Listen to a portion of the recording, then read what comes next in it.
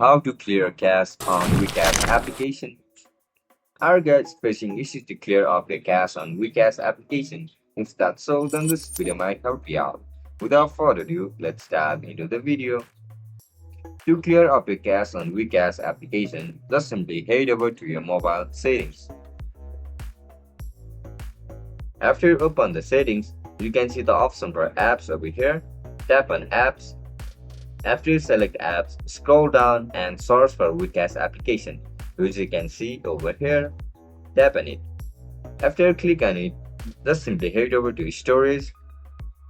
After you click on storage, you can see two options, clear storage and clear cache. You are looking to clear up your cache, right? Just simply tap on clear cache.